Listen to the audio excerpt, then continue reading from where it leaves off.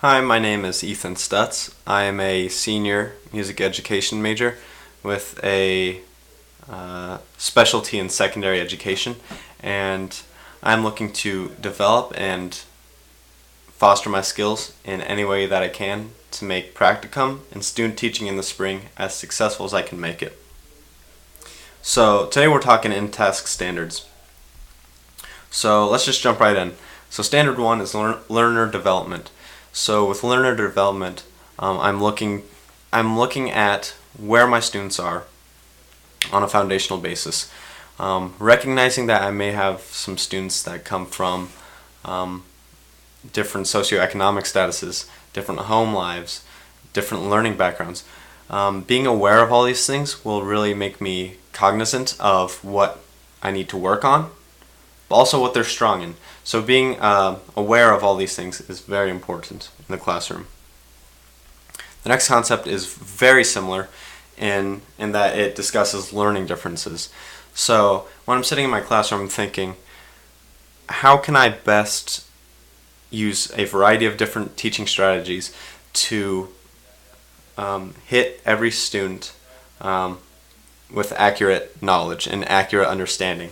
So being able to bring multiple different perspectives into my teaching, into my classroom, will really help to round out their learning and will really allow them to feel accepted. Which ties into standard number 3, which is learning environments. Without a encouraging, respectful learning environment, students are going to feel intimidated. They're going to feel like they're not doing enough. But it's my responsibility to create an environment that is caring, that is respectful, but ultimately that is encouraging, but will also push them to succeed. I'm looking to help students feel motivated and to help them feel like their involvement is necessary in the classroom. Especially in a band setting, I need to create and foster an environment where they feel like they're cherished as an important member of the band. The next standard is content knowledge.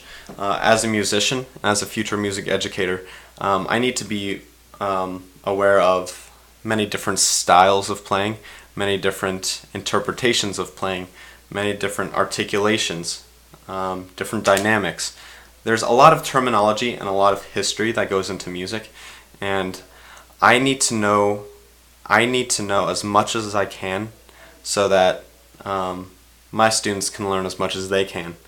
If I'm passionate about what I teach, and if I really care about what I teach, and I transmit that to my students, they will understand. Oh, he's really putting all that he can into his teaching. That will really show to the students, and that will really allow them to develop an understanding and appreciation for music, which is my ultimate goal. Application of content ties into the previous standard as I transmit the knowledge to them.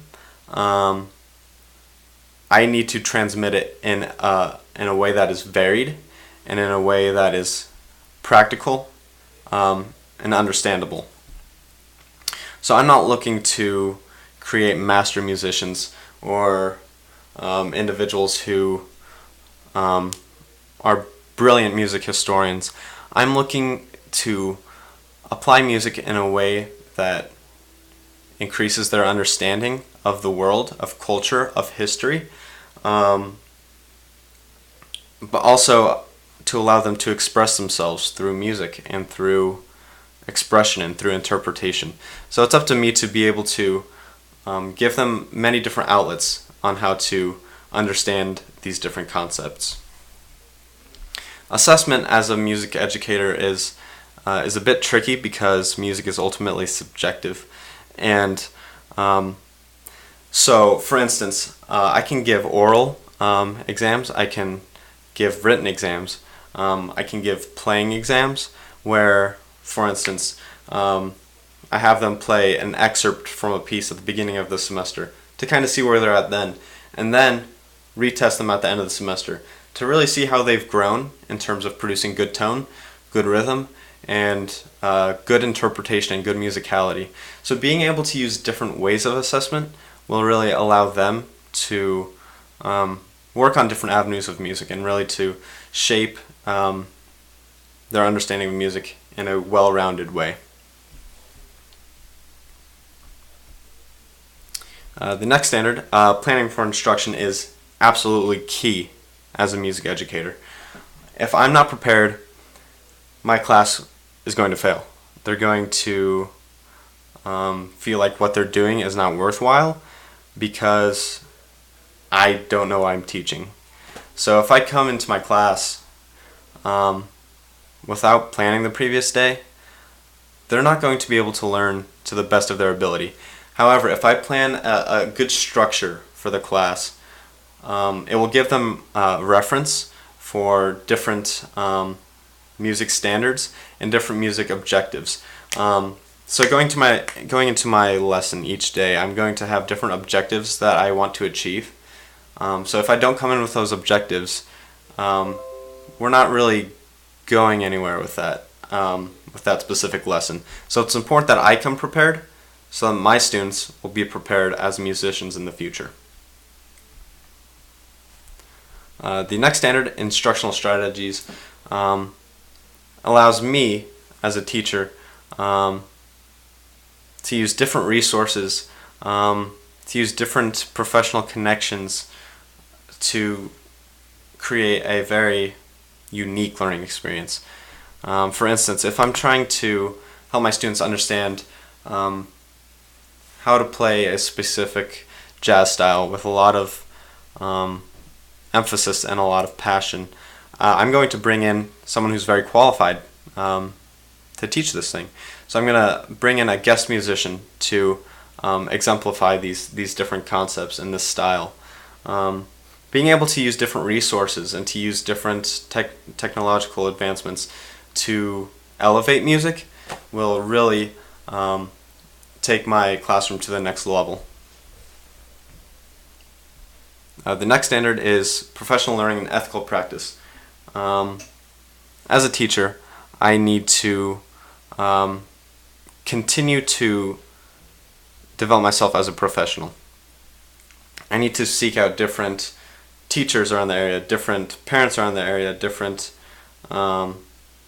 peers of mine to understand how to best facilitate a classroom that is not only keen on learning, but keen on developing important relationships and to develop different behaviors that will help themselves in the real world. Because it's not only important that they learn in the classroom, but that they learn to become responsible individuals and to become responsible people in the future.